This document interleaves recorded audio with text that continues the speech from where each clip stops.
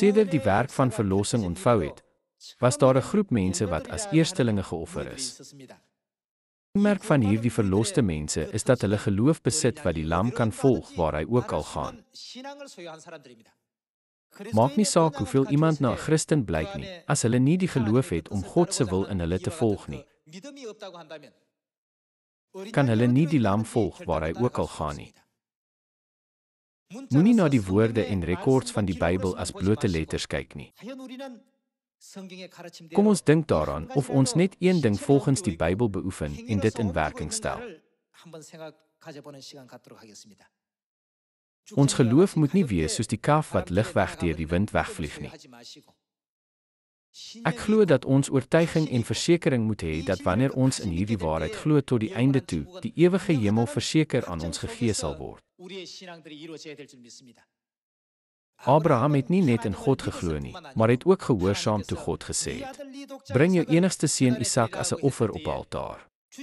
God het gegee en God kan wegneem. Met hierdie ingesteldheid het hy geglo dat daar God se verborgde voorsienigheid moet wees wat aan hom onbekend is om groot seëninge oor sy kind en homself te verleen, en het God se woord met geloof gehoorsaam. Wie het hy vertrou? Hy het God vertrou. Abraham het geglo dat God hom nooit sou leed aandoen nie, en dat God hom op die ou end sou seën.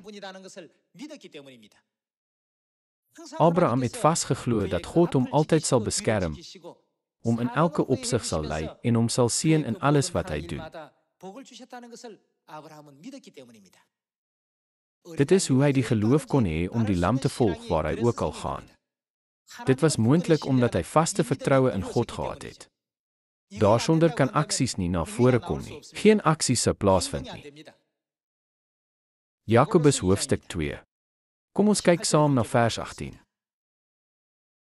Maar as iemand sê, jy het geloof en ek het dade, wys dan vir my jou geloof sonder dade, en ek sal jou uit my dade my geloof wys.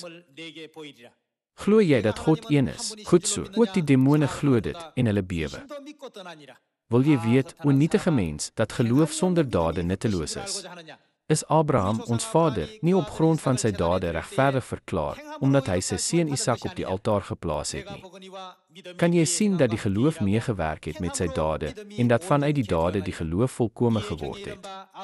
En die skrif is vervul wat sê, Abraham het God geglo, en God het sy geloof vir hom as regverdiging gereken, en hy is 'n vriend van God genoem. Julle sien dus dat 'n mens op grond van dade regverdig verklaar word, en nie deur geloof alleen nie.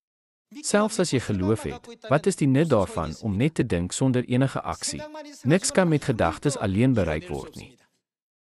Wanneer dit saamwerk met aksie en die aksie lewer uitkoms, kan 'n mens se geloof as volledig beskou word. Dit kan gesien word as 'n ten volle ryp geloof.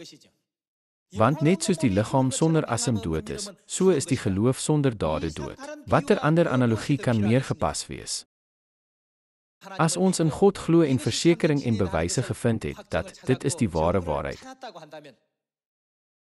dan is dit tyd om dit uit klein dingetjies in aksie te begin toepas.